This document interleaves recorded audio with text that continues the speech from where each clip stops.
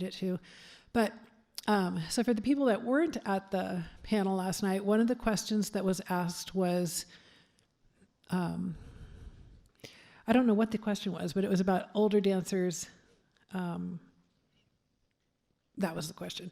And I, as the oldest dancer on the panel, sort of pushed my way into the center of the discussion and said, you know, I think it's fine if an older dancer wants to dance, but I think it's also fine for an older dancer not to want to dance. Like, I'm an older dancer. I've had a career of dancing. I've danced on stage enough. I still like teaching. I still enjoy dancing, but I don't want to get into costume. I don't want to spend 2 hours getting into makeup and costume. I don't want to wait an hour to go on stage so that I can perform for 3 minutes and then spend 3 more hours getting back to the room. I just don't want to do it anymore. It used to feel like a ritual, so it all made sense that it took that long to get adorned, to get on stage, to do the spell, and then to, you know, close the aura. But now it just feels painful. You know, the costume is too heavy, everything squeezes too tight, you know.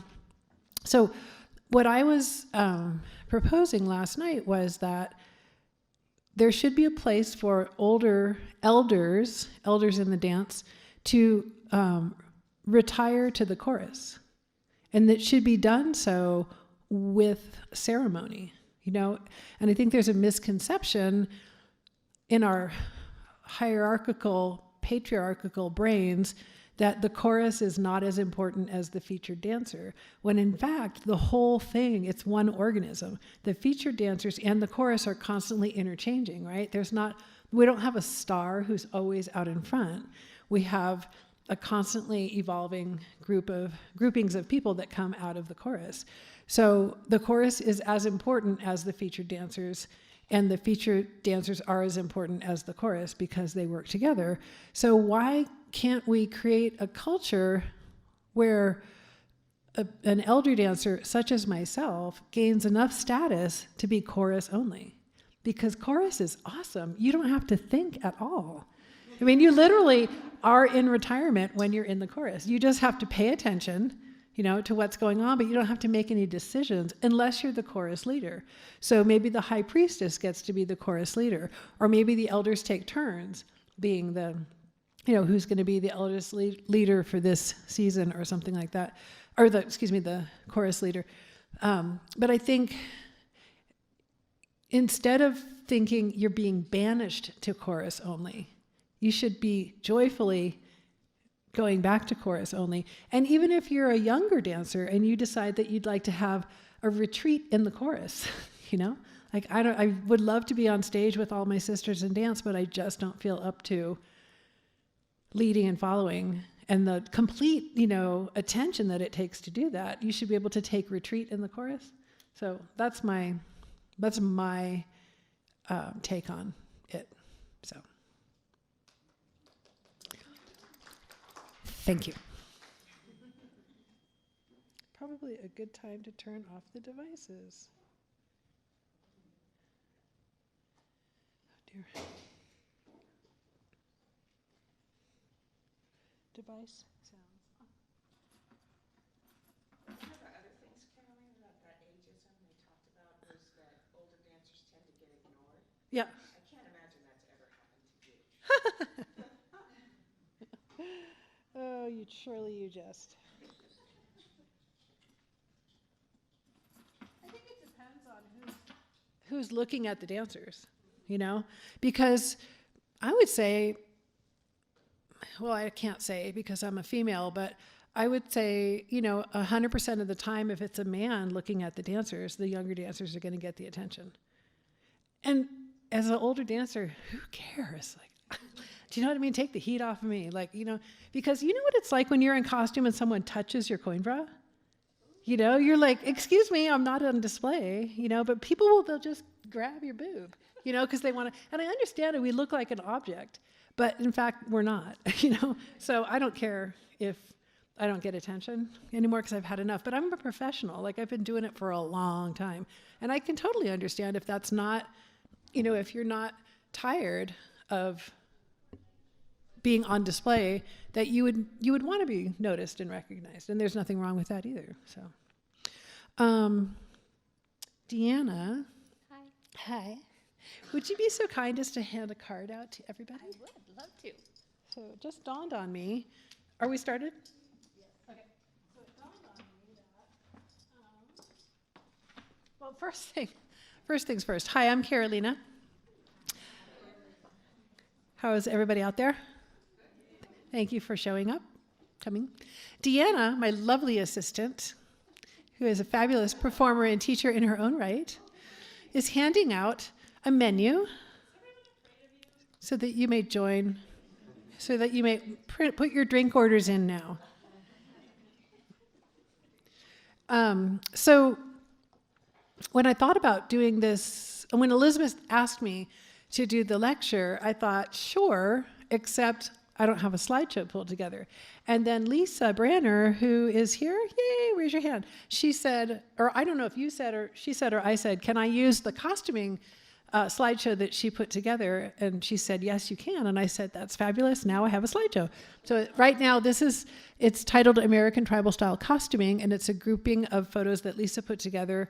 And likely the tribal style costuming lecture and this lecture are one and the same because it's all the same stuff, right? The costume and the dance kind of go together. But so I was thinking, how would I discuss the history of American tribal style belly dance? And I thought, I can tell you the story of Carolina because I'm pretty much American tribal style belly dance, right? But then when I saw these cards sitting on my table today, I thought, oh, here it is, right here. So I'm going to see if I can, this is the challenge. Can I match the card to the screen? Because I only thought about it this morning, so I haven't tried it yet. So we'll see. So I'm going to read you a story and show you some pictures and tell you some history, and then I'm going to answer questions. Sound good? All right. All right. So do you want to read? No, I got the microphone. I'll do it. Right. Ask our tech guy to do double duty. Okay. So let's say, so go ahead and flick the screen because that's my teacher, Masha, who is, as you can see, quite unabashed about displaying herself. Blew my mind right out of the water the first time that I saw her. That's not the first time that I saw her. She didn't quite have that. She probably had that outfit on, but she wasn't quite in that posture. Let's just put it that way. So in 1974, Carolina began belly dancing with Masha Archer and the San Francisco Classic Dance Company. Masha's style was an eclectic blend of classic Egyptian, folkloric, and any other influence that she found enticing. Masha, a trained painter and sculptor, taught her dancers to create art through dance. In 1987, after the San Francisco Classic Dance Troupe disbanded, Carolina began teaching in a small studio in the Noe Valley Ministry. Her only goal was to teach people to dance so she could have dance partners. So this is Masha, my dance teacher. And what's really critical in this paragraph is Masha, a trained sculptor and painter, taught her dancers to create art through dance. So she did not actually teach us belly dance. She taught us art. And belly dance was a vehicle to that art. But she's just one of those, she has a magical ability to turn water into wine, you know? I mean, she can just turn anything gold. She's trained. Her whole family, she comes from a legacy of Ukrainian artists, and she is fully trained in everything that she does, and she actually can make art out of anything. So for a while, she made art out of us. And I'm not sure, I know that that Masha was influenced by Jamila, and I think the nice, tidy history that everybody would like it to be is that Masha was a student of Jamila's and Carolina was a student of Masha's, and that's what the legacy is. And in fact, in a way, I think what you should be injected into that is Jamila was a strong-willed woman, Masha was a strong-willed woman, and Carolina was a strong-willed woman. Those are the things that didn't quite bind that history together. So I think Masha probably took a class or two from Jamila, but I think that she was very drawn to the power of what Jamila was doing with the dance, especially the ball and knot presentation. So Masha, being an artist, felt it was her prerogative, no, her, I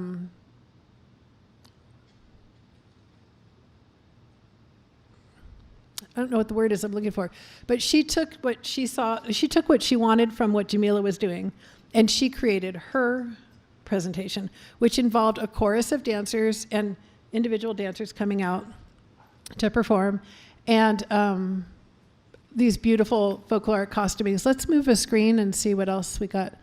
So there's a beautiful photograph. So Masha's husband, Charles, was a photographer. So these are Charles's photographs. So he was also a trained artist and a master at creating drama with anything. Okay, another screen. What do we have? Oh, there we go. So there's Masha, and I'm not sure who that other dancer is. Where was I? So Masha took elements of what Jamila was doing, and then I took elements of what Masha was doing. And that's how that legacy goes. The thing about dancing with Masha, I worked with her for about 7 years, from the very first class that I took until the very last whatever we did together. There was no structure at all. The only structure was do what I'm doing and follow my directions. That's it. So when you went into dance class, she would be dancing and she would greet you and say, just follow me. And if you said, what are you doing? She would say, just follow me. Just do what I'm doing. And if you said, why doesn't my taksim look like your taksim? She would say, you have to practice. Right? There was no information. There was nothing about anatomy. There was nothing about angles. There was no structure. It was just like basically try to look like me was the thing. And then on stage, the chorus, we didn't know who was dancing to what, and we probably didn't even know what song she was going to play. But this was back in the day of, at class, we actually had a record player, a portable record player. And when we danced at festivals, we had a reel-to-reel for the edited songs. So that's how old I am. So on stage, we would stand in the chorus, and at the beginning of each song, she would nod at you if you were going on. You and you. And then you did it. So you didn't know until the moment that it happened that you were going out there, which was a good reason to be ready for anything, and I don't know why. I guess I was so young. I was 14 when I first started taking classes from Masha, so I really didn't know how ultimately terrifying that should be. Do you know what I mean? Because I hadn't had any experience with performing before that. Anyway, so let's have another slide and see what we get. So more beautiful dancers. So as you can see, the posture was not as anatomically balanced as it is now. Let's just put it that way. But you can see the costuming is beautiful. Another screen. That's a great picture. So that's Masha on the right side with the pot on her head, and that's Linda giving a nice zagarit. And I don't know if it was by choice or by chance, but most of Masha's dancers were very tall because Masha was tall, and she thought tall was really great. And so I didn't quite fit in, but another screen. See how tall they are? It's not fair. But you can see how beautiful the costuming was. Let's see what else we have here. What else was I going to say about being tall? Oh, so being the youngest and the smallest, shortest in the dance troupe, aesthetically, I was placed in the front of a formation, except that when you're dancing, you defer to the eldest dancer or the most experienced dancer. So that I was the youngest one and the newest one, I would have to defer to the person standing behind me. How would I know when they changed to move? I didn't know until I turned around and figured it out. Like, I don't know what the process was there. It didn't make any sense at all. So clearly, when I took over and started teaching, I was damn sure people were going to know what was going on, which is why I have such a, defined and understandable concept of there's a lead dancer, there are follow dancers. When you're facing this way, you're following this person. When you're turning, you just turn. When you make eye contact, the lead is neutral, but I want everyone to know what's going on at all times. And yeah, in Masha's troupe, you just didn't know. You just had to look good while you were making a lot of mistakes on stage. So next frame, more Masha. Next frame, Rebecca and Masha or Linda. Tall, again, all the tall dancers. Let's have another one. There I am. That's me, out in front. So we danced at street fairs. Masha was very adamant that we not dance in restaurants. We could dance at galleries and at fairs and at parties, but not anywhere where we were competing with food. She did not want the viewer to have to choose between watching the dancer and eating a bite of food. And because I am a strong-willed woman, at some point I got offered a gig dancing at a restaurant or a cafe, and I just didn't even consider that it was a big deal, because when you're a teenager, what's the big deal, right? And so I started dancing at this cafe, and it was, in fact, not fun at all. But Masha found out about it, and she told me that I could either choose to dance at the cafe or leave the troupe. So being the strong-willed woman that I was, I chose to leave the troupe, which caused a schism. And eventually I stopped dancing at the cafe, and she asked me if I would come back to the troupe. So a little drama, interior drama. So next slide. There I am. See how short I am? How tall they are? Yeah. Okay, so let's see what we got here. Being young and tattooed, Karolina attracted other young people living alternative lifestyles. The modern primitives movement was also underway. Tattoos and primitive styles of body adornment were the vogue. Karolina and her students performed at tattoo shows and conventions and became well known around the city by the bay. So let's see if we can advance to something a little more current. Still Masha's troupe. Still Masha's troupe. Very beautiful photograph of Masha with a pot on her head and a snake. And I made that choli that she was wearing, by the way. Beautiful Bakelite jewelry collection. Beautiful smile. Absolutely stunning pose with the statues at the festival. No, what's it called? Palace of Fine Arts in the Bay Area. Oh my God, those statues are so beautiful. And Masha thought she was beautiful, so she posed herself with the statues. Okay, keep going. There I am. Okay, so there's me. First I was born, and then I became a dancer. So yeah, this was right about the time that I started teaching classes and we started performing. And you know, it wasn't American tribal style in the beginning. It was just a belly dance class in the beginning. So on the left, you can see Happy Karolina at the beach in a red bathing suit. I think that picture is so adorable. It's just cute. And then on the right side, you can see Karolina as a grown-up, as an almost grown-up. Thought she was a grown-up at the time. Exactly, right? Okay, another one. Well, there we go. So that's a classic photo, and that's when we became ATS. So in the beginning, we sort of stumbled around just dancing and improvising, and the first performances were really bad, like really bad. Can't remember exactly when it gelled in my head, but So I was teaching, I rented a studio and I was teaching classes, and people would come and I would try the technique of follow me, and they would say, what are you doing? And I would say, just follow me. And they'd say, but what are you doing? And I thought, oh, I don't think I have the charisma to pull this off. So I would start explaining what I was doing. And I was really learning about the body and the dance and the anatomy as I was teaching it, because I could do it. I just never had thought about what part of you is doing it, So we had cholis, we had pantaloons, we had skirts, we had shawls. There was no particular arrangement of how it should look. We sort of had headdresses. We experimented with all sorts of adornment.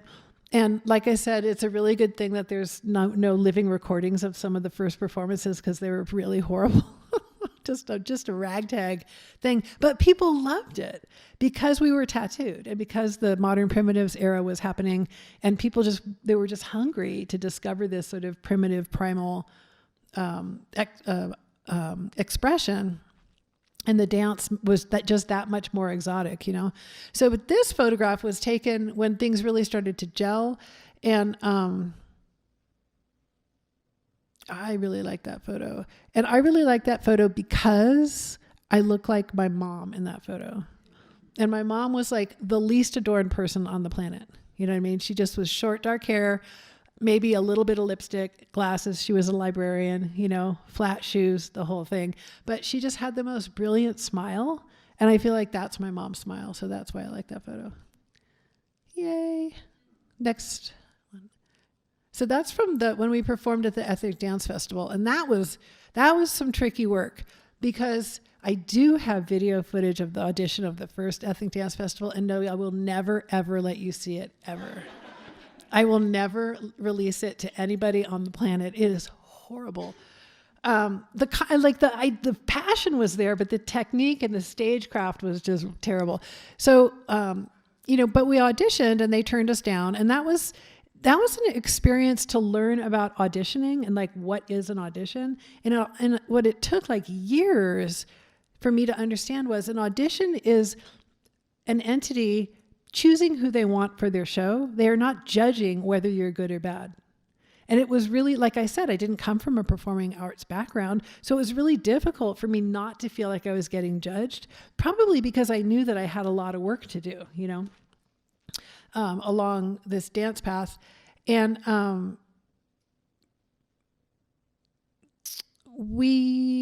first time we got turned down, I think the second time we did get in by doing a completely far-fetched North African suite.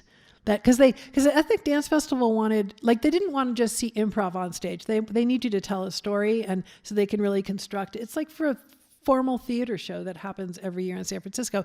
So whether you're good or not is not the point. Can you do a good stage show is the point. So we sort of put together this North African suite that was completely right out of my head, it was not authentic, but they liked it, so they put it in, and I was like, oh, I see how this works. It doesn't have to be authentic, it has to be good on stage and have enough authenticity to it. So I think that's where this one came from, or it might have been from some of the subsequent years. But we auditioned every year, and sometimes we got in and sometimes we didn't. Sometimes we auditioned and didn't get in, then we would audition the same thing the next year and we did get in. So it had nothing to do with being good. It just had to do with understanding that they're just curating their show. But I like that photo. And another one, please. There's Karen and Rena. Witness the cultivation of small people in my troupe. When we, Karen and Rena and I went to the Salt Lake City belly dance festival that used to be held, or it is it still being held? Do you know? No, the outdoor one, Park City. Anyway, there was a belly dance festival in Salt Lake City, and we got invited to come out, so we decided to go. And Karen and Rena and I performed on stage, and then we were standing at our booth after, the next day, and someone walked by and looked at me and looked at them and said, "Oh, you performed on stage last night." And we said, "Yes, we did." And he looked me in the eye and said, "You're the tall one." And I said, "Yes, I am the tall one." Yes, I am. Anyway, so next slide, please. There we go. So I think, yeah, that's from the Ethnic Dance Festival. I was thinking of something else. So Carolina, in the middle is Rena. On the, what side is that to you guys? Your left is Karen. Behind her is Suzanne Dante, and behind me is Kathy Stallman. So Kathy is the only one who's still involved in belly dance at this point. But yeah, pretty cool, huh? Like, I really feel like the headdress is what it's all about. You know, the rest of the costume is okay, but the headdress is like, wow. Like, you just don't see that walking down the street, you know? Okay, next one. There I am. So let's see where we are now.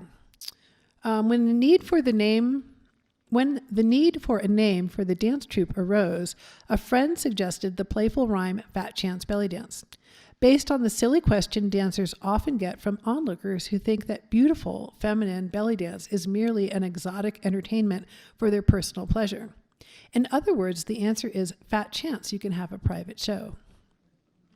So it's true. My friend Jim Murdoch is a musical clown, and he's a musician and a performer. And one of the things that he does is a clown, sort of a European clown act.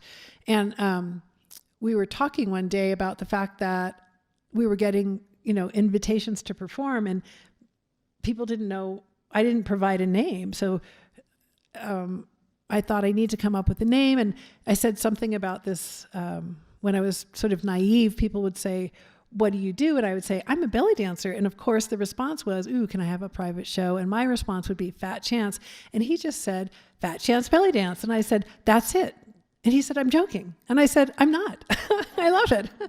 So I took the name back to the dance troupe, and they were like, "You're kidding." And I was like, "Trust me on this." So it is. But you all know the name, right? Remembered it, right? Yep. That's what I'm talking about. Where did my sense of business come from? Nobody knows. Next slide, please. There I am again. So there was a photographer named Jay Richardson who took this photo and some of the other photos, and he would photograph us in motion. So like I was dancing when he took that photo. Isn't that beautiful? Like he really knew how to capture, like it's just so hard to do static dance photos. When you do your press photos, it's not really you until you're moving. And he was really good at catching the movement. Next one, please. There I am.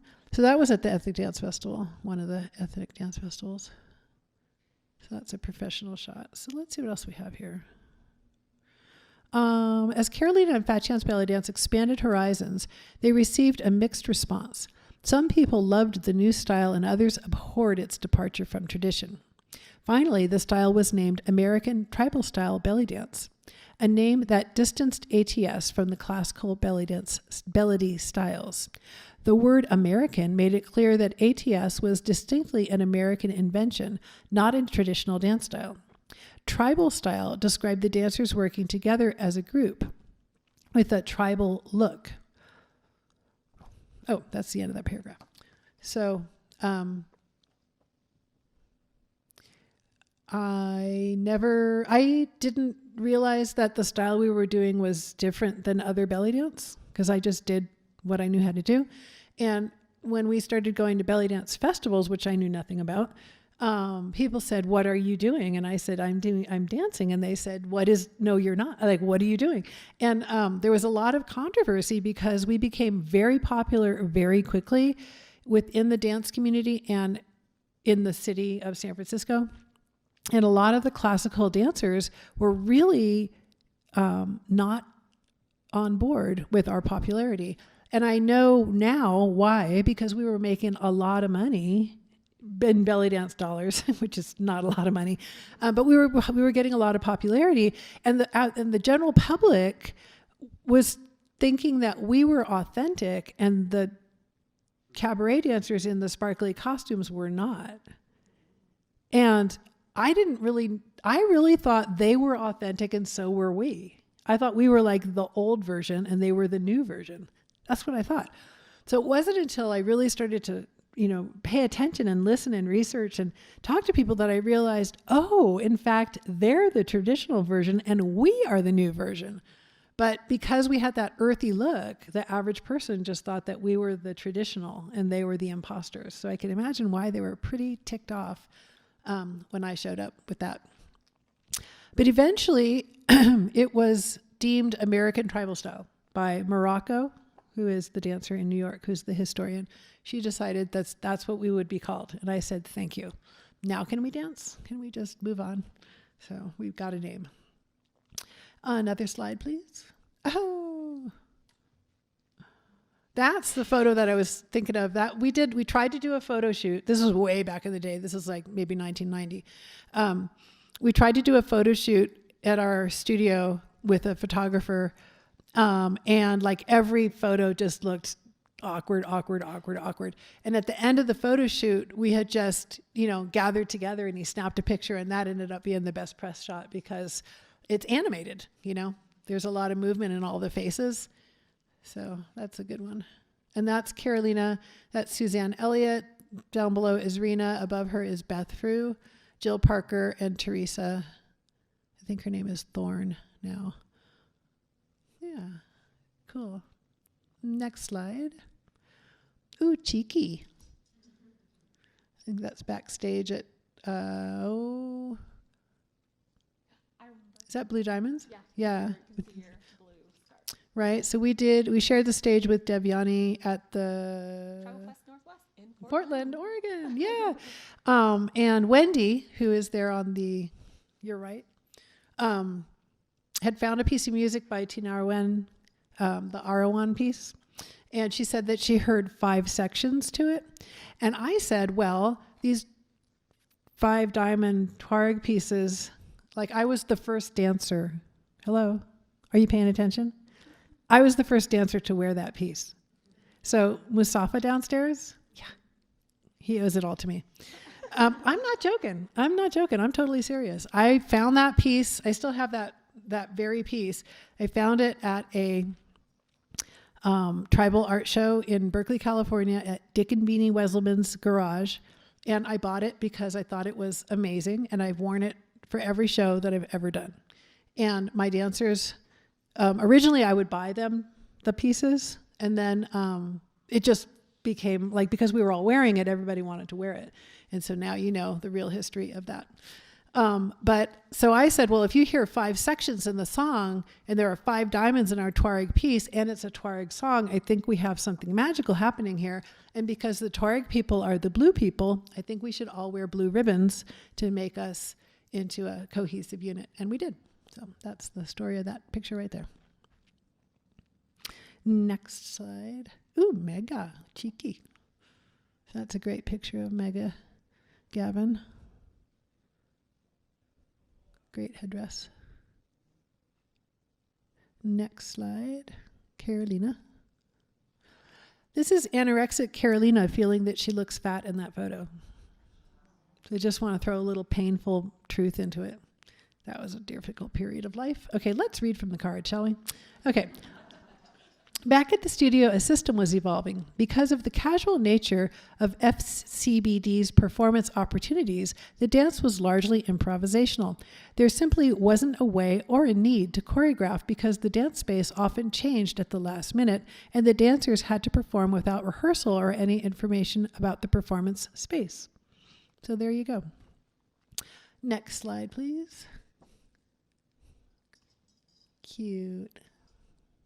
Duets, trios, and quartets worked in set formations. If the stage was two-sided or if the dance space was in the round, dancers could flip the lead by facing the opposite direction. In other words, as long as the dancers stayed in formation, the group could face any direction and the lead could change depending on the audience's location. Carolina developed cues for each step or combination, usually an arm or a head movement that could easily be seen.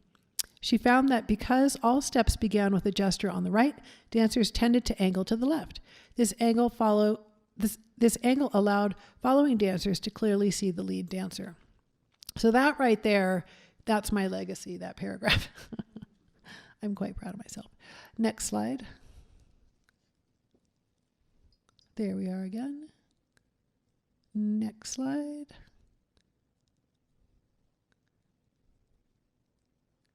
Next slide. Oop, is that the last slide? Because it ties back. How many more are there? Oop, there we go. That is the last slide because it ties back. Lisa, is that the last slide? Yes. Okay, cool.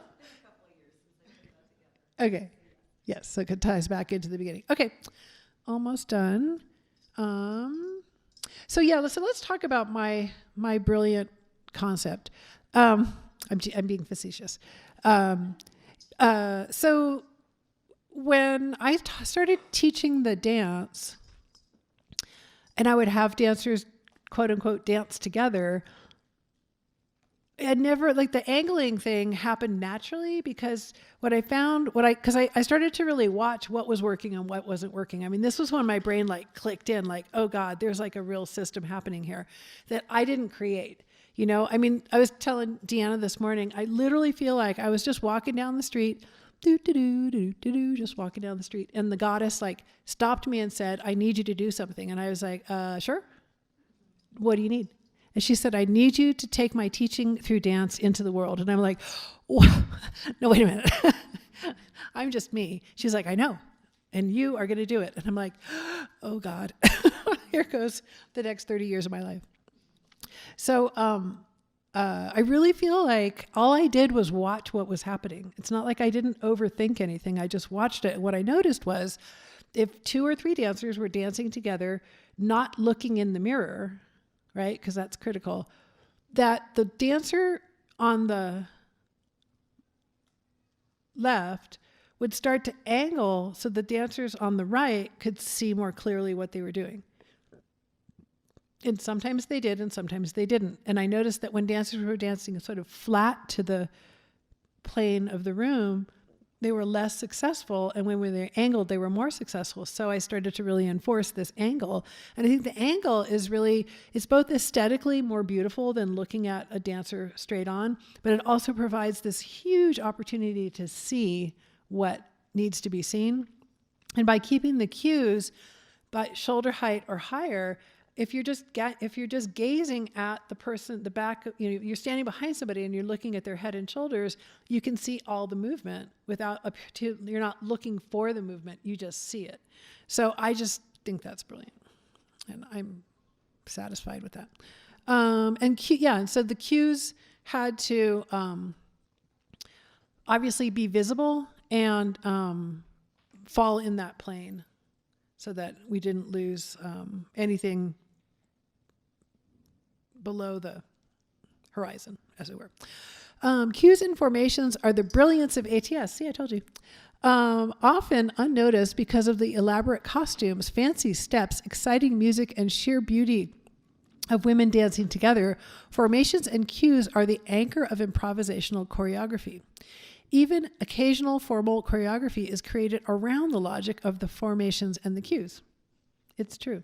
So anytime that we have choreographed anything, for instance, for the Ethnic Dance Festival or for some sort of situation where we have to get a lot of content into a short amount of time, the choreography is as if it were improvisational. It's just sort of like improvisation without repetition. I think that's what the choreography tends to be. The core concept remains in place. Leader to the left, followers to the right. Watch for interaction among the dancers who always have their attention trained on the lead dancer, looking for the cue for the next step. When the dancers face each other and make eye contact, the lead is neutral, falling to the dancer who presents the next cue. But don't think too hard. Allow yourself to see the whole picture, women working together in cooperation, a group focused on presenting the dance as one entity. Thank you. So, oh. Oh, really? Oh, let's go. Oh, look, there's more. Yay. Okay. So let's look. So there's Sandy and Wendy. And is that Christine? No. Yes? In the middle? Okay, great. Sure. So your look is really different than, or the ATS look is really different than Masha's look. Right. And movements as well, but like the costuming is so dramatically different. I'm just wondering what inspired you and how did you land? That's a good question. I don't know. Well, I think that when I started teaching, after Masha's troupe disbanded, Masha had her second daughter, Larissa, and sort of decided to end the dance career, start up with another artistic endeavor as Larissa got older. So I, for a while, didn't perform or dance because why would I want to if it wasn't with Masha, And then I danced. Someone asked me to entertain at a party, and I did, and people really liked it. And someone said, "Do you teach?" And I said, "Sure." And that's how it starts, right? And I was probably just wearing a choli and pantaloons and a hip shawl because that's what I had left over from that. And because I was presenting something that was brand new to people, I would just brought all my old costuming into the studio, and I would let people wear my costuming during class because I feel like it really informs your body when you're wearing the natural elements of the costume. And I wanted people to have fun, So then when we started performing, all the dancers that were in that original performing group started to inform the costume. And originally it was just pantaloons because we didn't wear skirts in Masha's troupe. Or we might have worn them, but they weren't part of the costume. The core costume with Masha was a choli, pantaloons, and a hip shawl, and some sort of head covering, and a lot of jewelry. But I think Paulette from Gypsy Caravan, when she was in Fat Chance Belly Dance, I think she went to the Renaissance Fair and found the big skirts and decided, we were like, "Ooh, we like big skirts." So we all put on the big skirts, And then, somebody brought in a bindi and we were like, "Ooh, we all want bindis," So I think it just everyone sort of brought different elements to it. And it was, right about the time of that photo of me with the sword on my head in the black with the mirrored choli. That's when we really clicked it together. Like we got it. We nailed the costume down. So it just for the first couple of years, it was just sort of building ideas. And then I think, being that I do have some formal training in garment design, I started to see the structure of how it should look, like what's going to look the best on everybody. And what's going to work the best is a long sleeve choli. In the beginning, it was all long sleeve cholis, a pair of bright colored pantaloons, a black skirt, and some sort of hip shawl or tassel belt, a coin bra, and the headdress. And that's when it sort of solidified. So I think, excuse me, it was just sort of a treasure hunt for a couple of years, and then a peeling back of things that didn't work. And then also,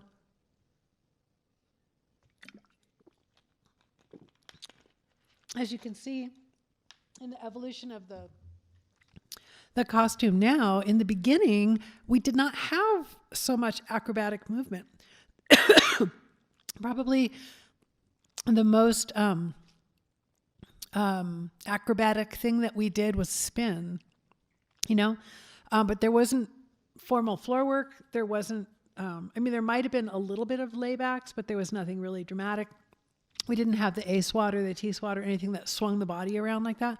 So we could wear, big heavy headdresses with things that would swing. And we could wear, a lot of costuming because we weren't going to get tangled up. We weren't doing a Berber walk on the floor, or anything like that. But then as the dance got more complicated, the costume had to get lighter to accommodate that, which I think is sort of a shame. If I could have my way, I would sort of freeze it at 1995 because I think that's when the movements were the biggest and the simplest and the easiest for everybody to do. And the costume was heavy, because the movements were simple. And I just think the more advanced it gets, the harder it is to keep the costume elaborate. Does that make sense? So let's see what else we got. Kai. That's definitely the modern costume. Next slide. Ooh, that's an interesting photograph. Wendy and Kai. Next slide. Carolina. So I sort of went the way of abandoning the headdress altogether and just went to a really big bun and a one red flower, because I'm like, you know what? If we're not going to do it full on, I want to make it really simple. And that was fun for a little while. Next slide. Still thought I was fat. Yep. It's a tragedy. Look at all those cute girls. And next slide. Carolina and Mega in the ultimate pose. Christine posed us for that, for the cover of the volume 7. And I said, this is going to be a disaster because everyone's going to want to know what we're doing with our hands. Because in ATS, the hands are always lifting up and they're always above the head. You know, and this pose, and Christine said, but this pose is so beautiful, it's going to look really great. And then we ended up using it on the cover of the DVD. And how many people have asked me, what are you doing in that movement or in that photograph? And I'll answer it for you. It's the middle of the Sarah turn, where the hand is dropping down and about to turn over in a floreo. Oops, sorry. And it's an interesting photo, but it's been very difficult to explain. Next slide. Ooh, there we are. Yeah, the Banjara costuming is just going to live on forever. It's the most beautiful. It's beautiful. And next slide. It's a devotion number 1 or number 2? Devotion number 2. So devotion was a series of performances that we did in San Francisco. And actually at my booth right now, I have bundled together 5 of the devotion DVDs for $10. Please take them and enjoy them, because I have so many of them that I would be happy to supply the world with devotion DVDs. So 5 different shows, 5 different performances. Next slide. Ah, yes. Ah, yes. So Meg and I were teaching at a dance studio in Connecticut. And we were using Anathema by Jeremiah Soto. And it was just one of those uncanny moments where, like, we're watching dancers perform or, drill, and we're listening to the music, and there must have been some kind of heavy bass in the dance studio that we were in. And we looked at each other, and we kind of like nodded at each other when we both went, because it sounds like lowrider music to me. You know what I mean? And so I asked Jeremiah, because at that time, Jeremiah was living in LA in a sort of like a lowrider neighborhood. And I said, does Anathema have anything to do with the cars, the lowriders in LA? And he was like, I didn't consciously do that, but I could see where I might have just, put that in there. So we decided to do the lowrider video. How many people have seen the lowrider video? Oh, you guys, you have got to go to my website, fcbd.com, and click on, is it in the gallery at this point? We rented this car, this lowrider. This is a full-on lowrider from San Francisco. We drove to Treasure Island, and we did a whole video around the concept of Anathema and the lowrider aspect of it. It's so good. And then Kelly Beeston in the UK did a takeoff on it. I'm not sure. Do you know what she called it? But she did it around an old pickup truck that's kind of like there. You know what I mean? So I was just like, wow, I think everyone should do a video of it. Just go and watch it. It's super entertaining. And it was freezing cold. The sun it was brilliant. We actually drove across the Bay Bridge in that convertible with the top down, and it was not cold.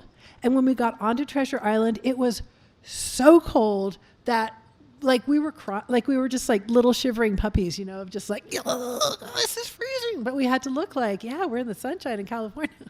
It was just like the wind was like crazy. But anyway, that was good. And if you notice, I didn't bring my rings, I forgot, but I have 2 rings, FCBD rings. And just so you know, How many people have seen Sons of Anarchy? Sons of Anarchy? Really?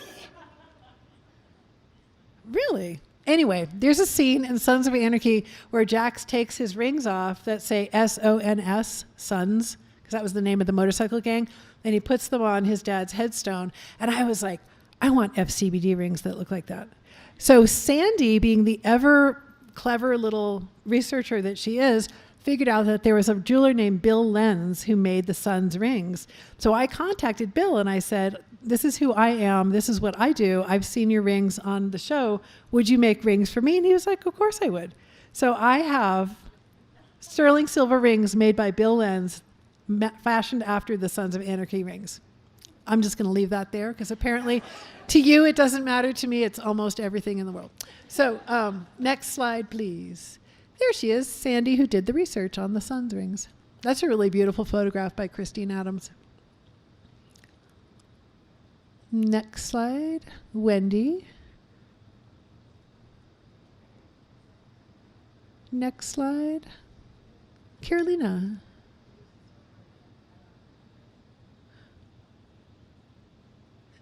Any other questions while we're looking at slides?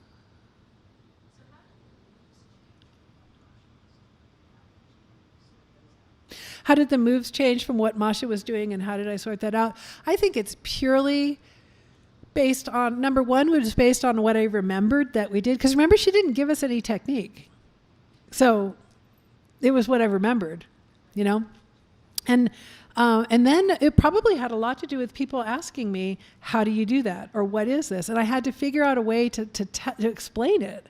Whereas before it had just been shown to me and I copied it. Now I was trying to explain it. So I think probably it's how the structure really started to come into it because, you know, there had to be balance, you know, there had to be logic to it. There had to be, you know, safety for the body, you know, that sort of thing. So I think it just was both, you know, the right side of the brain, what I remembered, and the left side of the brain, how can I explain this to somebody else? So it started to make things more square than more abstract. Does that make sense? Yeah. Is there another slide? Interesting. That's okay. Question in the back.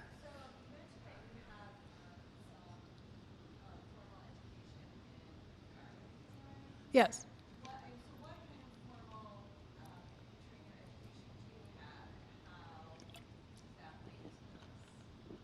You mean training in anything? That's a good question. Not much. So I'm almost a high school dropout.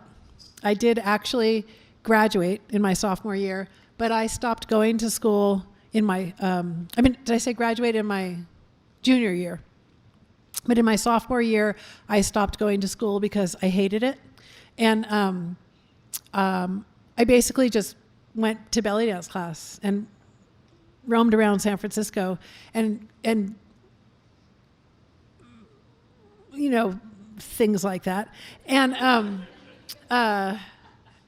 my parents said, you have to go back to school. And I said, I can't do it.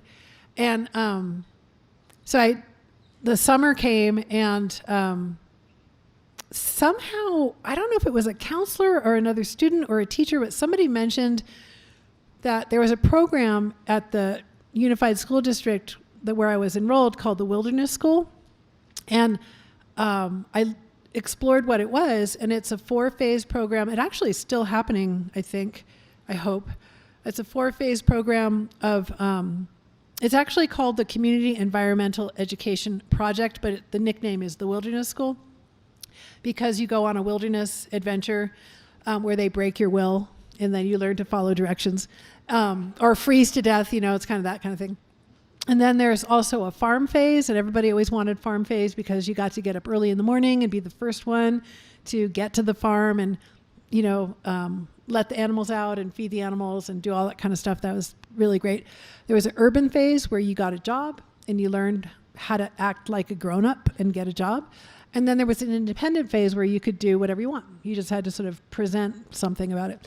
And I really, like, without exaggeration, have to tell you that if I had not found the Wilderness School, I would not be here right now. And I know that seems like far-fetched from the world of entertainment, but literally it kept me from going completely insane, because I just grew up in the middle of nowhere in the dullest community with no access to anything. I mean, talk about, it was like before color TV, you know what I mean? So it was before cordless phones, it was before the internet, it was before, I mean, the best thing in the world was the library, because there you could explore ideas at the library, but you had to take the bus. It took 2 hours to get to the library, you know what I mean? So, you know, it was, I don't know, I really feel for people, creative people who didn't have access to things in the past.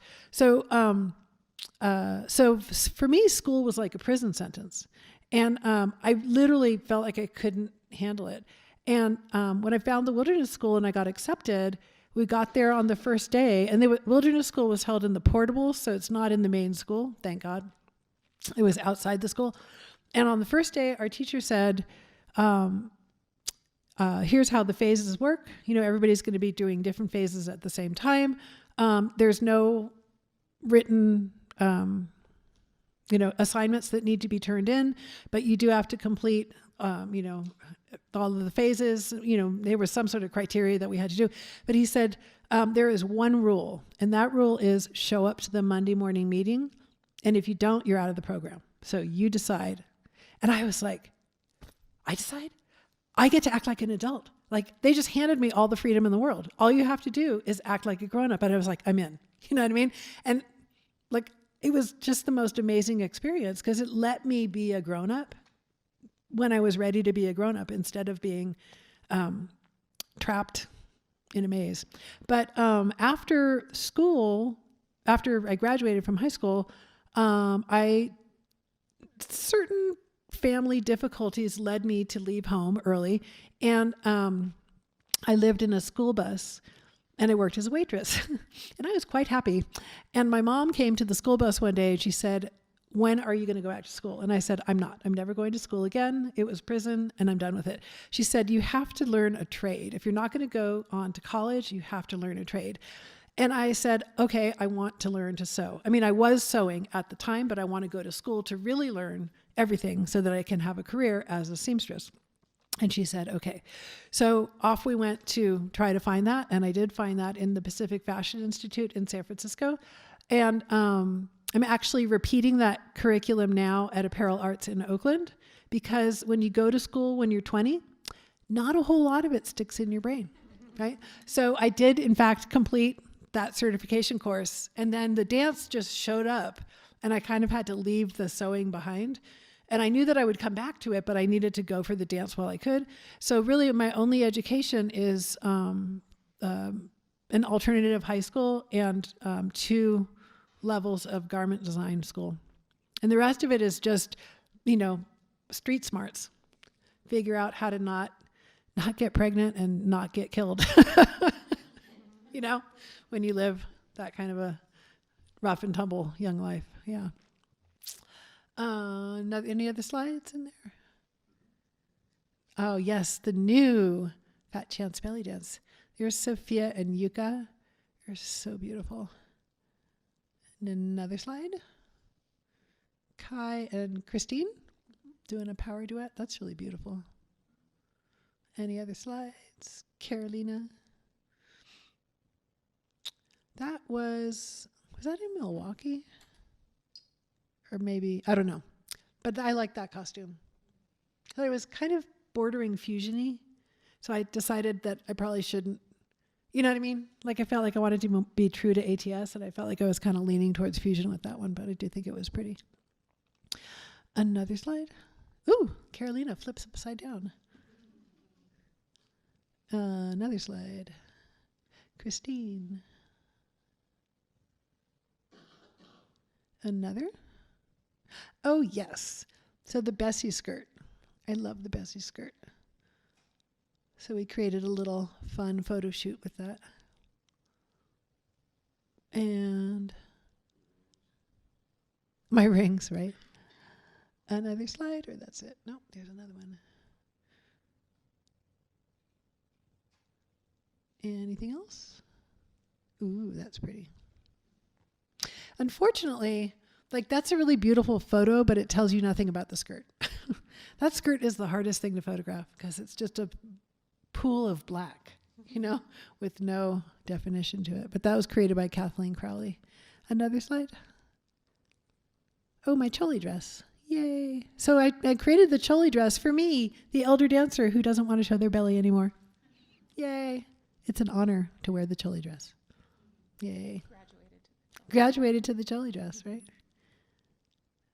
And that's the Sacred Circles Dance Retreat. That's a really great festival. If you haven't checked it out, it's really wonderful community.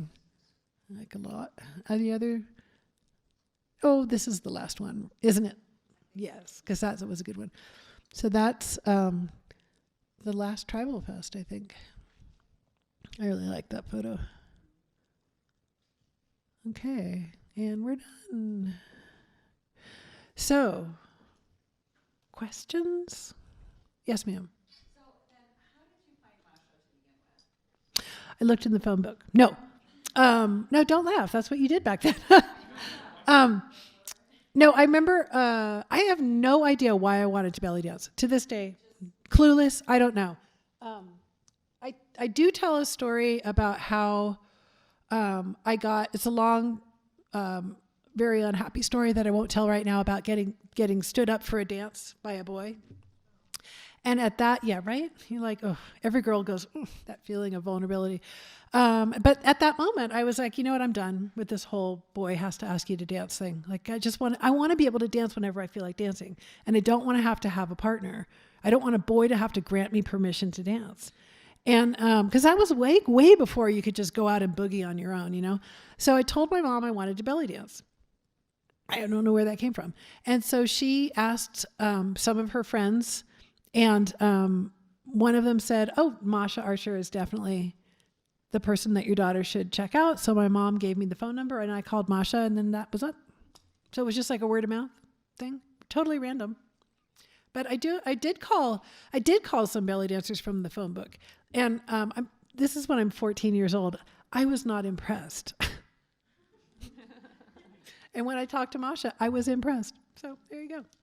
That's 14-year-old intuition.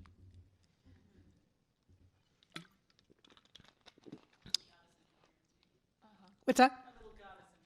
A little goddess interference. Let's grant the goddess that respect. Yes, ma'am.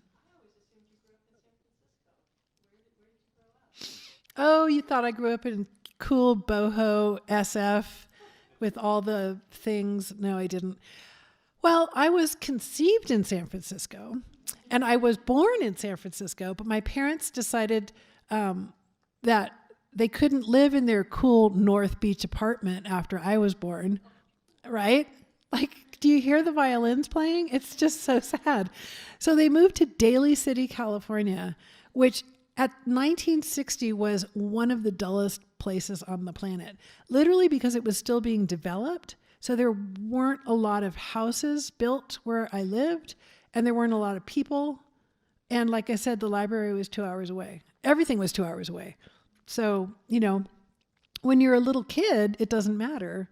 But when you're a teenager, it matters, being able to go places and see people, because that's when you learn how to be, social. And so it was pretty,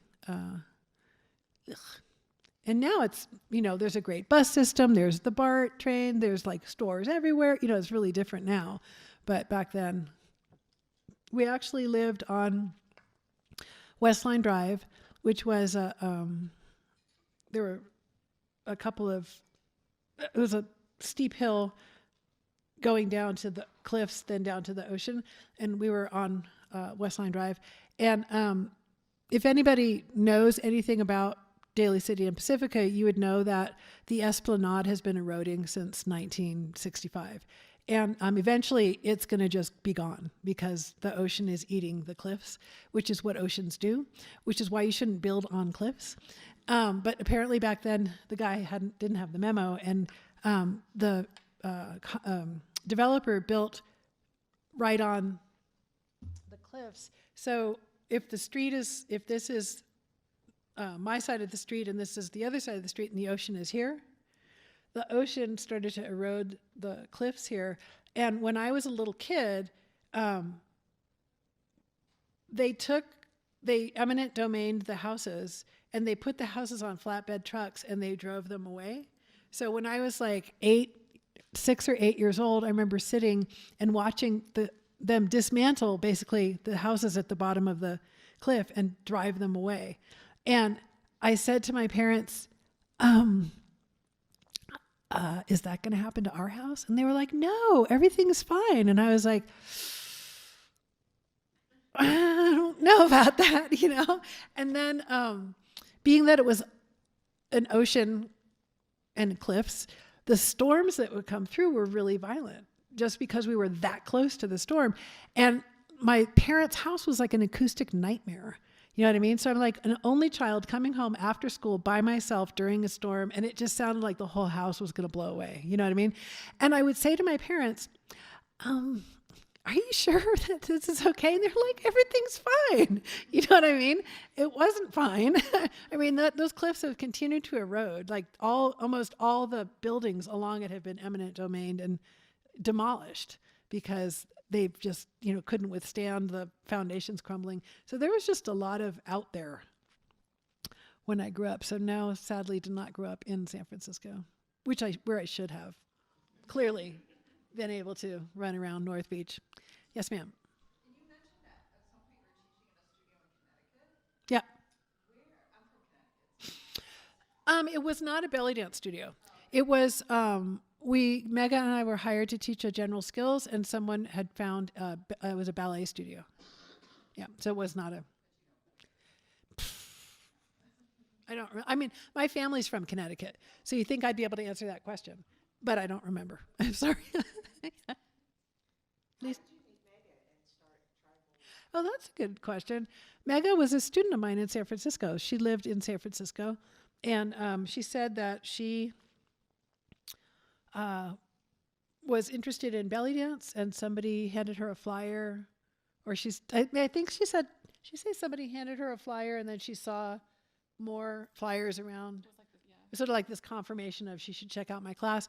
So she started taking classes for me when I taught at the Noe Valley Ministry in San Francisco, and she eventually had to move back to Louisiana, right? And that's where she met you? No, she met you in Alabama.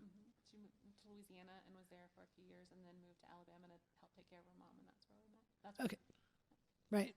So after Mega was in Louisiana, is that when we connected? Or was it when she was in Alabama? Alabama. So she spent time in Louisiana, and then she went back to Alabama, and she just stayed in contact. And she was like a really good long distance student. She would call me up. She would, talk to me. She would tell me what was going on. She expressed her enthusiasm. And one time she said to me, I want what you have, but I'm not you. And I was like, that is the most honest thing that anybody's ever said to me. You know what I mean? And I said, well, let's see, if we can get you what you want, And so we just stayed in contact. She came out and danced with the dance troupe a few times. Then I went back and hung out with her troupe and danced a couple of things. And then we just decided to just sort of form a partnership and take it on the road, which is what we did. Yeah. Anybody else? Lisa? I just was wondering if you talk a little bit about how ATS has spread worldwide and what the first steps in that starting to happen were like. That's a good question.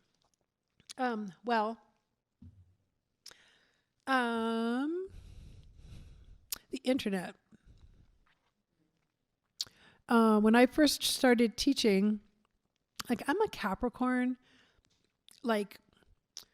earth, metal, grounded. I just want to do the same thing over and over again, clearly. I just want, I want the one outfit that I can wear forever. I want the one bag. I want the one pair of shoes. I want the one dance form. I want I don't have a desire for constantly reinventing the wheel. So when I started teaching, I assumed that everybody was like me. And in fact, they were not, because I felt like if I had found me, I would just come to class, and that's what I would do. Because that's what I did with Masha. I just went to class until she wanted me to dance in her dance troupe, and then I did. But I didn't try to not do what she told me to do, you know.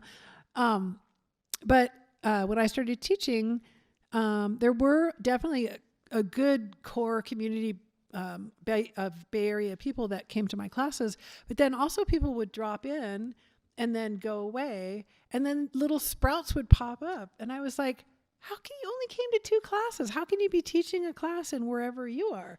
And they just miraculously knew everything, and they were, you know? So obviously the dance form got instantly diluted when people did that, because they only took what they knew in those couple of classes and then ran over here. And then at a certain point we created the videotapes, and that is a really sad story that I won't go into right now. But, you know, so then people wanted to buy the videotapes, which was good because at least got a little bit of format to people. And then, you know, more sprouted up. And at that point, I really couldn't say you can't do it, because if I'm selling you a videotape about it, clearly you can do it. So I was hoping that people would, you know, still phone home, but I couldn't really stop them from doing what they were doing. And then when the internet sprouted, it just popped up everywhere. And I don't know what the first international satellite was, but it certainly spread like wildfire.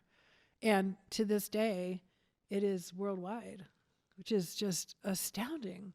And sometimes I get, you know, I feel funky, and I feel like my life is all for nothing.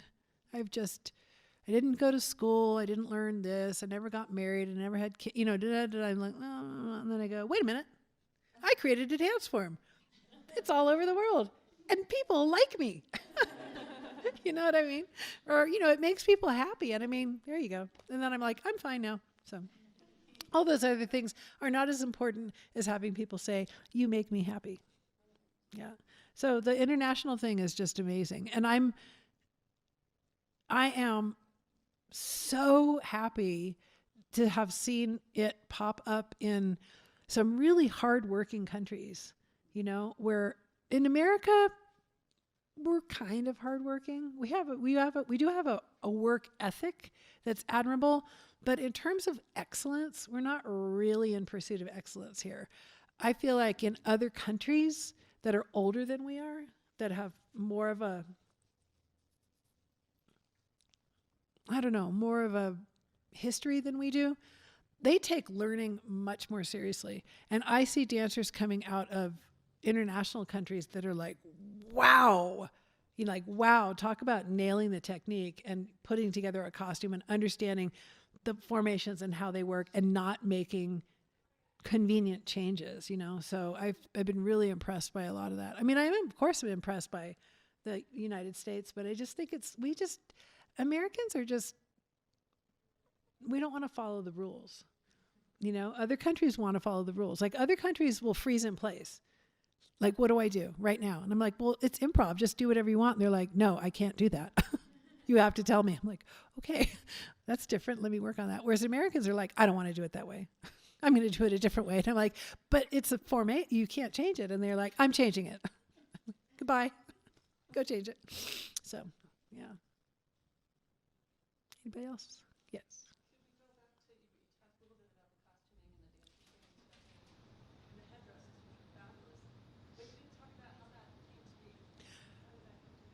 The headdress?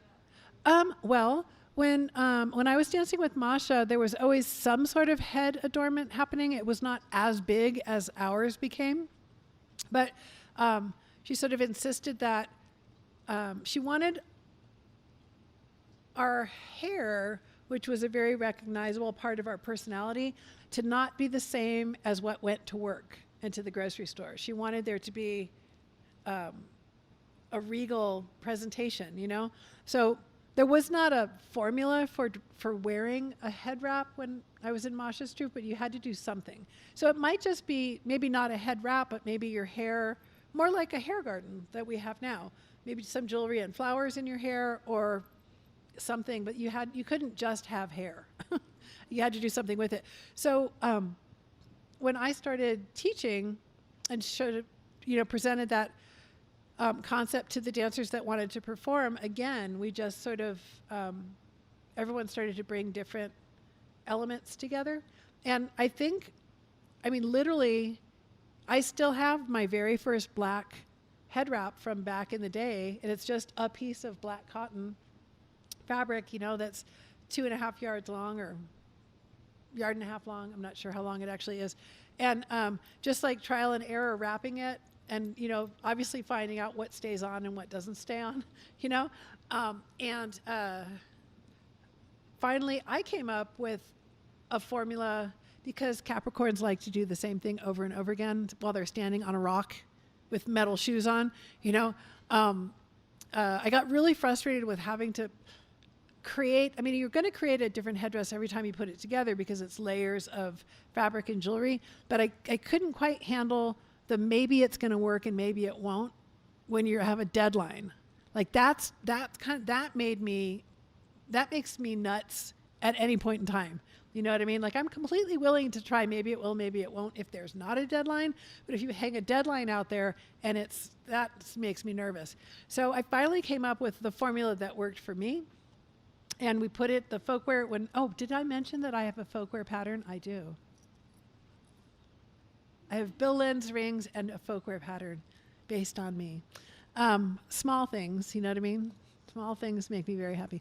But the tribal headdress and makeup booklet that I have that was put out by Folkwear Patterns shows the system of wrapping that I came up with. And basically what I figured out was it needs to just keep going up, right? Because I wanted this uppage to happen. And generally what happens when people try the headdress for the first time is they tie it low and it looks really like drawn down. So I was like, how can I get people to understand that it needs to like go up, up, up? Because you're trying to draw, like the whole dance is trying to go, bring the viewer's eye up like that. So it was just sort of a system of like, what are the physics to take this fabric and keep twisting it and knotting it and wrapping it and not too tight and not too loose, and a couple of hat pins to hold it together, and then accent scarves and then some flowers and jewelry. So it was really just an evolution of how do you put this together? Like how can I physically manifest the look that I'm trying to get, Like, and if you look at like the Muka graphics and the sort of the Baroque, the excellence of all the layers of fabric and all that kind of stuff. Like if you're looking at that, how could you actually make that real? So it was that sort of taking that visual artistic imagery and how can I make it stay on my head while I'm spinning around in a circle? Does that answer the question? Yeah?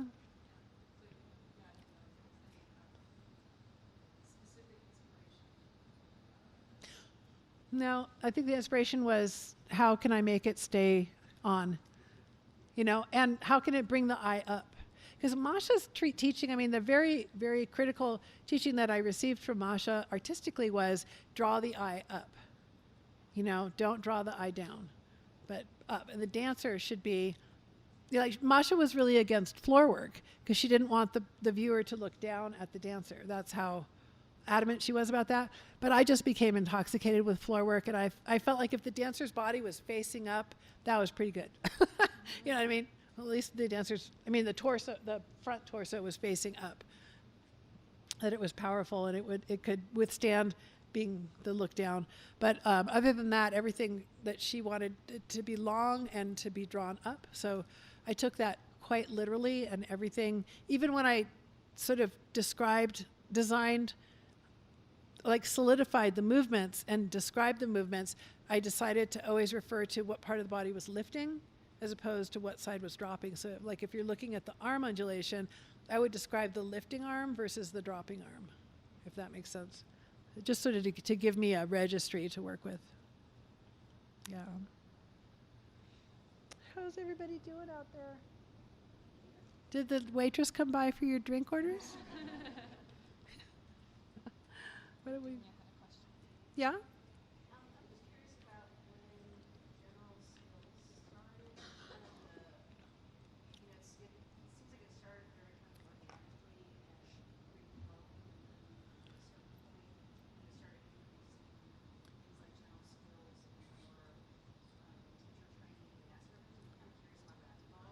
Yeah, that's interesting, and that sort of goes along with the international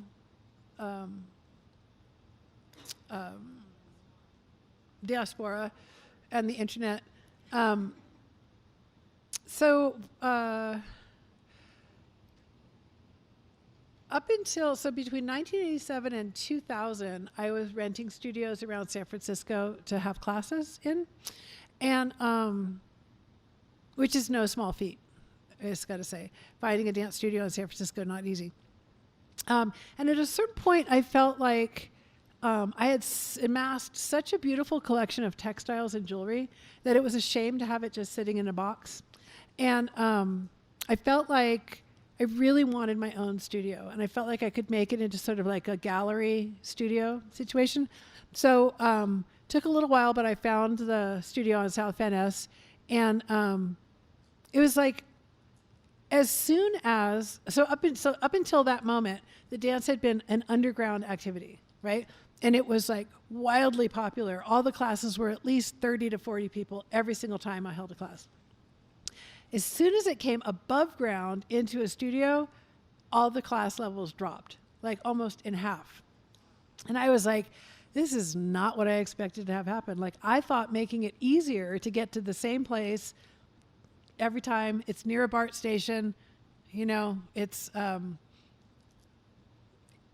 consistent, would make it more appealing. And in fact, I think it became less exotic because it was now above stream. And I felt like sort of like part of my passion just sort of died away with that, because it was like, wow, I just made this easier for you to get to, and now because it's not difficult, you don't want to do it. That was right about the time that Mega and I had started working together, so that was inspiring. And I think it was Ansa from North Carolina that said she wanted to have like a weekend intensive of everything ATS. And I thought, okay, well, I'll just teach you all the steps. And so she came out and I taught her all the steps, and away she went. And then a couple other dancers came to me from somewhere else and said, could you teach us all the steps? And I was like, sure, I could teach you all the steps. So, and then all of a sudden people were saying, I hear there's a course where you teach all the steps. And I said, well, there can be. And people said, we want to sign up. So general skills started out at 5 students a time. 5 students. And I would teach them all the steps. And then more and more people wanted to join. So then it became a radical 25 students at a time. And then it got really huge. And then it turned into like 75 students a time. And now we're back to about 25 students at a time, which is absolutely fine. But yeah, it just rode this wave of popularity. So just like everything else, I followed it. And, you know, I'm willing to scale it up or scale it back depending on people's, what's the word? Request? No. Popularity? No. There's a word. Supply and demand. Thank you. Yeah. And then, you know, Capricorn with the metal shoes on the rock, like general skills and you're good, right? Because you got to go practice now. And people said, well, can you teach us how to teach? And I'm thinking, well, if you know how to dance, what you can, like, just go do it. And they said, no, we want to be able, you want you to teach us how to teach ATS. And I thought, well, okay. So I used to have people teach, I did just a few times, had people teach me every single step. And then I thought, I'm going to go insane. I can't. Like, I just can't do this. So I had to sort of structure it into how to teach the steps without having you show me every single step, which I knew was a little bit dicey because you may be very good at one step and not very good at another step, but I really just didn't have the time. I mean, it would cost the student so much money to have me actually review every single step that they could teach, that nobody would want to do it, you know? So I thought, how can I stay within the budget of what people are willing to spend and give them, you know, a little bit of structure and integrity? But, you know, basically, if you know how to do this step and I tell you how to teach in general, you should then be able to teach that step. That's the hope that the chain that I'm hoping to put together. But not everybody can be honest about whether they can do the step. And they take teacher training, and I go, try to do a good job out there. But then we created advanced teacher training because people really wanted all the information, like everything. So that's a very expensive course, and it's not a pass or fail course. We only accept you if we know that you're going to pass. And it just doesn't seem fair to take your money and not let you pass, or take your money and let you pass when you don't really have all the information. So that's a really rigorous course. And you took it. Very first one? Deanna took it, very first one. And then when Mega became ill in 2017, I realized that I had to sort of give the advanced teachers super training so that they could work with me. So Deanna and several other of the advanced teacher training graduates have undergone, would you describe it as anything, a specific torture sensation, or? I think that I love it because it's a very honest feedback and very personalized feedback on how you can be a better instructor and dancer and what things you need to work on. It's just a more personalized. Yeah, that's good. Honest feedback is a good way of putting it. So I'm pretty tough. Like, if you're going to work with me, you got to get it. And so that's like the top layer is the unknown. Only a few people know that there's one more floor. And to get up there, you got to really prove yourself. And some people make it and some people don't. So it just sort of started as requests, and then got really big, and then it started to get small again, and then it beat the bottom. Carrie, did you have a question? You talked last night about watching your babies grow up, your daughters grow up. Yeah. But there's a lot of growing pains to that as well. And it sounds like that some of this was developed because of that. I mean, sometimes you can be really, really proud, and other times you go, what did they say? Oh, please. Please. Just, oh, please. That's good enough.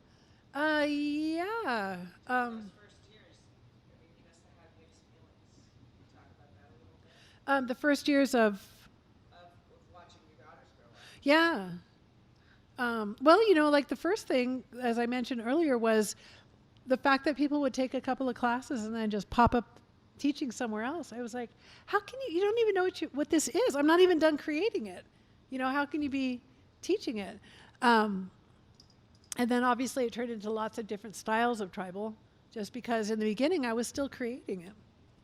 So there was definitely some growing pains there in that I didn't really like what I was seeing. Sometimes I did like what I saw, and sometimes I didn't. And it was really hard to smile and go, how nice. And you're like, oh God, what is that? So it was difficult because there just wasn't enough experience. There wasn't enough time under people's belts. And I also didn't travel. Like in the first 10 years of teaching, I didn't travel because I really couldn't, because I didn't have enough of a teaching base here for me to be able to go somewhere else. And I just knew, like, if I went somewhere else, all the work is going to back up here of running a business. So I just didn't go. And when Meg and I finally hit the road, I trained my teachers who worked in the studio, my advanced teachers in the studio, to teach while I was gone. So that took a little bit of time. But just, I think as Mega and I got out there more to do general skills and teacher training, and then there's like, let's just, if I say it in a ratio, in a room full of 25 people taking general skills and teacher training, 5 of them are really going to get it. So that would be like the percentage that's working. So every time we go out to teach, that percentage gets it. What's that? 20% of the people would get it. The other people didn't totally get it. Which is not to say that they were bad. It's just they didn't get it, the vibe of ATS and how to present it and what to do with it. Or they didn't care to get it, but 20% did. Every time we went out, 20%, 20%, 20%, which over the years turns into quite a lot of 20% and quite a lot of 100%. So now I feel like there's a lot of really good dancing going on out there. Whereas 15 years ago, it was kind of like, oh, uh-oh. But now I really feel confident. You know, when I go to a show that purports to have ATS, I pretty much feel like I am going to see it. And when I see it, I like it, you know. And sometimes, as I said with some of the international performers, I'm like, wow, amazing. Just like because they've taken it so much to heart, you know. And I've often said, like, ATS should be in the United Nations, right? Because this dance form, American tribal style, is popular all over the world. Hello. Not just tribal style, not just belly dance, but it's called American. And people in every country call it American tribal style proudly. I do ATS. I do American tribal style. And I'm like, come on. You know what I mean? Come on. Can I get some cred here for all of us who like are able to just walk through walls of prejudice and difficult relationships between countries? And do you know what I'm saying? I mean, it's really like, I'm really kind of surprised that I haven't gotten the phone call. Well, I guess, what was that? But, you know, I'd settle for a seat in the United Nations. And I pretty much, you know, I sat by the phone while Obama was in office because I was pretty sure if anybody was going to call me, it was going to be him. Like right now, I'm not surprised. Let me just put it like that. But, you know, I have high hopes that eventually the phone call is going to come. I also feel like I was waited for the post office to call me for a really long time about how to run a business. And apparently Jeff Bezos was the one that finally taught them how to run a business. But I feel like I've been in the mail order business for so long that I felt like every time I went to the post office, I was like, head desk, head desk, head desk. What is wrong with this organization? You know, they just don't have it together. And then eventually, you know, Amazon handed them enough. What's that? They did. I mean, they needed to, you know, and so thank God, you know, we can actually use the post office again. But those were the two things I'm not expecting the post office to call now because I feel like Jeff Bezos did my work for me. But the United Nations is still, I can contribute. I'm just saying. If anybody has any connections out there, you know, I'm just saying. Anything else? Yes, ma'am. So we got about 20 minutes left. Is it time to talk about what you see the future being? Oh, sure. Does anybody else have a Dean, you had a question? Yeah, I was just wondering from all the people that you've taught, and you've seen, Who's my favorite? Just kidding. people that you've taught, and you know, some of your students are the ones where you're like, oh, please do the best that you can, and others are like Hannah, where you're like, she's working with me, and she's like risen to my hidden suite up here. Like, what's the piece of advice? I mean, I think a lot of us are here because we dance ATS, and we're trying to be the best dancers we can, and I would just love to hear, you know, like, what advice would you give us in that journey? Well, when we got to the hotel for ATS reunion in Arizona this year, excellent hotel, I have to say. What was it? Hilton Honors in Scottsdale, Arizona. Excellent hotel.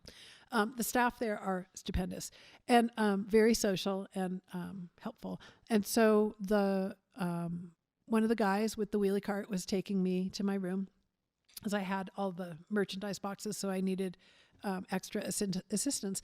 So he said, "So I heard you're the big kahuna for this belly dance event," and I said, "Yeah, I kind of am." And he said, "So can anybody learn to belly dance?" And I said, "Well, it depends." And he was like, "Well, what? Like, could I learn to belly dance?" And I said, "Yes, you can." I said, "If you are able to walk into the room, shut up, listen to the teacher, and do the drills, you can be a belly dancer." He was like, "Got it." But if you walk into a room with monkey mind and you talk while your teacher's teaching and you don't do the drills, you're never going to get it. That's it. So, I mean, I really think it's like, do you want to dance? Do you want a teacher? You know, do you want to go into a studio and stay there for 1, 2, or 3 hours doing the same thing over and over again? You will succeed, you know? But if you talk constantly, if you talk over your teacher, if you try to reorganize the things that your teacher's giving you, if you don't drill, you know, if you don't own your body, if you don't take care of yourself, no, you won't, you know? But it's really just that desire. Like, what do I have? For me, it was like, what do I have to do to be able to dance for 3 hours a day? That's what I want, you know? And it was to put on my little metal shoes and stand on the rock, you know? Do the same thing over and over and over again. And that's, if you're not willing to do that, I just don't think you're good. I think you wouldn't succeed at any art form if you didn't want to do that, you know, and be transported by it. You know, at a certain point, you know, like I think in the beginning, it's very left brain. You go in trying to understand it. Or maybe it's in the beginning, it's very right brain because you see it and you're like, ooh, I want what I see. And then you get there and you realize, whoa, left brain kick in. I have to understand what I saw. And then eventually right brain kicks in again and you're just in flow, you know, and you're just happily doing it over and over and over again and you're not thinking. So I don't know if that answers your question exactly, but that's what I got. Yeah. Anybody else before we go on to the future? No? No? Okay. Future, what do you guys think the future of ATS is? Well, ATS is my retirement plan. You touched on it a little bit.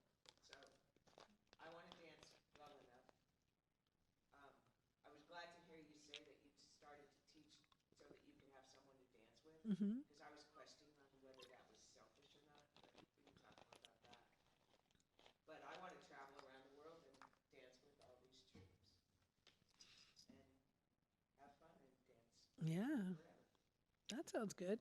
And it's okay if I'm in chorus, but I still just want to be a part of it. Yeah, yeah. Well, you get to choose whether you want to be in chorus.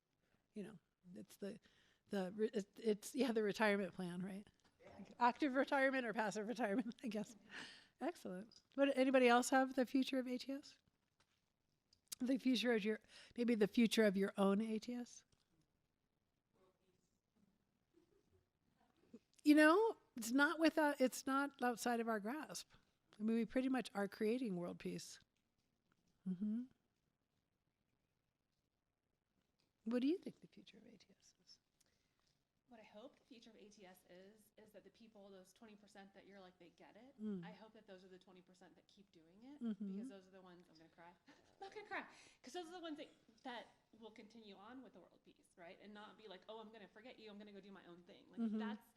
those aren't the people that, I mean, maybe they get it, but they get it in a different way, right? Yeah. So I feel like to continue ATS and the future of ATS, those of us that are totally dedicated to being able to travel around the world and dance with anybody and have that energy together and celebration together, like, I hope that those are the people that continue it so that it doesn't get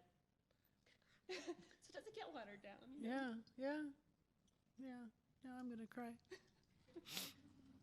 Yeah, you're absolutely right. I mean, it is the future. I think the future of ATS is that 20% that's turned into 100%, 200%, 300% of people that wanted to put the metal shoes on and stand on the rock and do it over and over again, and really get it, get the technique and the concept well enough that they could share it with another person who could get it, you know, so that it really, like, I think Deanna is really accurate in that it has to, like, it has to maintain its structure for it to remain ATS. And if it gets, you know, diluted and pulled apart and just pieces of it are used and pieces of it aren't used, we sort of lose the game because it's not the same thing anymore. It's just kind of like what I see with the costume, you know, like I really feel like that by taking the headdress off and changing the costume, it really sort of diluted a little bit of the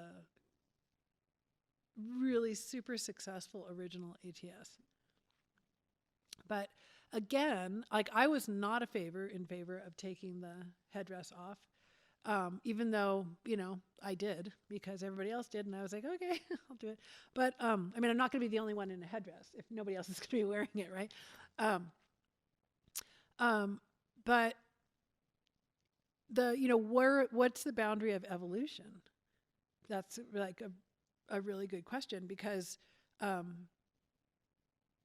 in the beginning, when people started to sprout up doing sort of, their versions of ATS, if I had said, you can't do that, this is my thing and you can't do it, and I'm going to take you to court or I'm going to badmouth you or whatever, then we would not be sitting here right now, right? If I had said, no, you can't, I probably wouldn't be teaching anymore, right? Because the 5 people that were taking my class would then be gone, right? So I had to say, okay, let's just see what happens, and things sprouted up, and then eventually better teaching happened. Eventually I got out there, the 20% got it, and then more, informative teaching happened, better dancers evolved, and sort of similar to when I don't know who it was that decided that we could perform without headdresses. I was appalled, but I thought, well, what am I going to do? Say no? Because if I do say no, then these dancers are going to leave and go create ATS without a headdress. It's going to be a different thing. So I thought, okay, if this is a necessary thing, and it was like in traveling, I was traveling internationally so much at that point that not taking a headdress was really welcome because of that whole deadline, get in to teach all day and then put on a full headdress and be ready for a show deadline. That was a lot of work, So I did see the merit of lightening up on the headdress. But, so those are just a couple of instances where, the evolution presented itself, and I felt like, well, if I stop it in its tracks, am I going to stop the dance in its tracks? And I didn't want to do that, So I think within reason, I'm willing to see evolution of things, kind of like Marta's belts that she's making out of the recycled leather and vegan leather with all her door buckle things on it, and she made that loop for the skirt. I'm like, that's brilliant. That's fantastic. Like, that's an evolution that's really good. That's going to contribute to people wearing full skirts. You know what I mean? But, some other evolution that's going to say, let's get rid of the choli and just wear pasties, and I'm like, no, I don't think that's going to contribute to the evolution of the dance, So I just think like sort of watching those things happen. Just to sort of loop back to the garment design thing, I have about another year of school to complete. But in the meantime, I'm working on it now, but I'm sort of also doing schoolwork. But what I want to do when I get out of school is go back into designing for dance costuming for the ATS dancer, because I realize that I've made you guys wear the same costume for 35 years. And maybe you want a little something extra or something new. So I realize that I'm in control of saying yes or no to the costuming pieces. So I want to create a little bit of variety for us, and I have some ideas. So stay tuned. I'm not going to stray very far from the uniform that's so beautiful on everybody, but I am going to create a little more variety for us. I might say that. So, it's that sort of like what evolution is evolution, and what is departing from the core values. Yeah. Anybody else? 10 minutes. Yes, ma'am. I was hoping you could tell us the story of your first tattoo. My first tattoo? Oh, sure. The first tattoo that I got on my back is the phoenix bird that's holding the crystal. And there must have been something in the air with the modern primitives happening in the Bay Area, because I don't remember thinking I want to become like a tattooed person. It was not popular when I first got tattooed. There were people with tattoos, but it just wasn't like part of the modern culture. So, but something, you know what I think it was? Before, when was it? I started working out, lifting weights at the gym while I was still in Masha's dance troupe. And then after that disbanded, I continued working out with weights, and I got into Olympic weightlifting, which is one of the most phenomenal not exercise, but athletic, aerodynamic feats known to man. Like when I watch the weightlifting on TV, I'm like, pick it up. And Olympic lifting is not is not powerlifting, is not bodybuilding. Olympic lifting is what they do on the Olympics when they snap the thing overhead. And man, oh man, like I could do it in my sleep. I love it. So my mom was a little concerned about this, and she said, well, I'm okay with the weightlifting, but just don't get any tattoos. And I was like, tattoos? You know, that was right when Ronald Privatus was, you know, peeking around the corner, and it just, you know, it became interesting. And I had this book that my mom gave me, ironically. It's a children's book called The Weaving of a Dream, and the illustrations are beautiful. It's a story of a Chinese woman who, I don't know, some amazing something happens, and there's this phoenix bird holding a crystal in its hands, and it's kind of like the moniker of the book. And like when I saw that, I was like, that's the tattoo that I want. So I took it to Vivienne Lazanga, is a female tattoo artist who was working in San Francisco at the time. So I took it to her and I told her what I wanted, and she originally just drew a phoenix bird, like a traditional tattoo phoenix bird, and I was like, no, I want the same thing that's in the book. So she did the same thing that was in the book. And originally I wanted it down my back, and she was like, if this is your first tattoo, you don't want it on top of your spine. And I was like, okay. So she put it to the side, and let me tell you, she's right about that. But that was my first tattoo. And ironically, I tried to tell my mom about it without having to tell her, you know, because that's always a healthy dynamic in a family. And so I kept trying to like turn in a way that she would like see it, you know what I mean? And she's just not a curious, I mean, she's not, like, she doesn't analyze people, you know what I mean? So she wasn't looking that closely. And we even went on we went to the Zen Center for an overnight retreat, my mom and I together. And we slept in the same bed, and I thought, surely now she'll see it, right? So I kind of like, you know, kept trying to like arrange my bedclothes so that she would see it, and she just never saw the damn thing. And I'm like, eh. So down the road, I then got a few other tattoos, and I have a band of flowers around my leg, and in the center is a little old school bird with holding a heart with a banner that says "Mom," right? So this was like several years later, and she came over to my house, and I said, happy birthday. And she was like, oh, thank you. And I said, I got you a present. And she's like, oh, you didn't need to. And I said, look. And I showed her my leg, and she was like, oh, it says Mom. I was like, yeah, you know, it's for you, because she was a bird watcher and everything. And then I was like, and look, there's other tattoos too. And she was just like, oh my.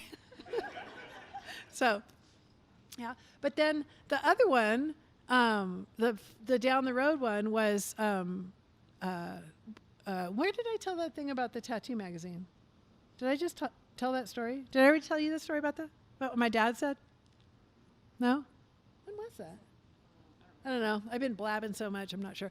But so many, many years down the road, my dance troupe ended up in one of the Skin and Ink tattoo magazines. And another thing that I'm quite proud of, you know, being in Skin and Ink. And my dad and I had a really rough time, and eventually we patched it up, which is kind of amazing considering how angry we were at each other, but we actually figured out our stuff.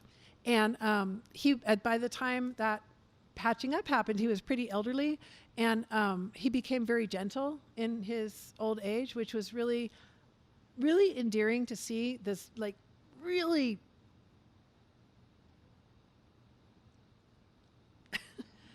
this kind of dad turn into this kind of dad. And it was really beautiful. And he requested that I bring him newspapers from anywhere that I traveled. So even if it wasn't in English, he just wanted a newspaper so he could feel like he went somewhere. So at one point I thought, I got nothing to lose. And I brought him the tattoo magazine. And I said, Dad, I wanted to show you this magazine. And he said, oh. And he, very methodical, turned every page without saying anything.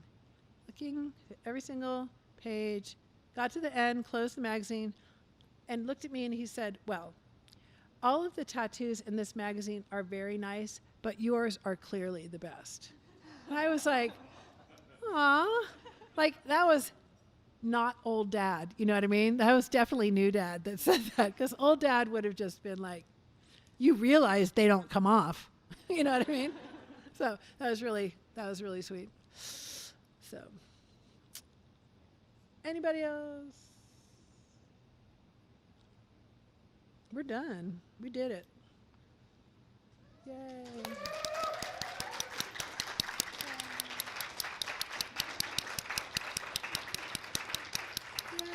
Now,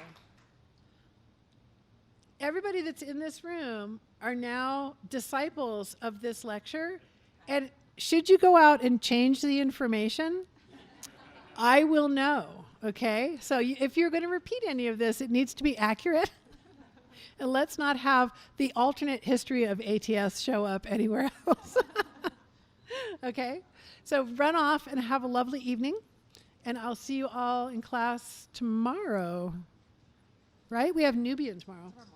Tomorrow morning we have Nubian. If you can count to 4, you can come to class.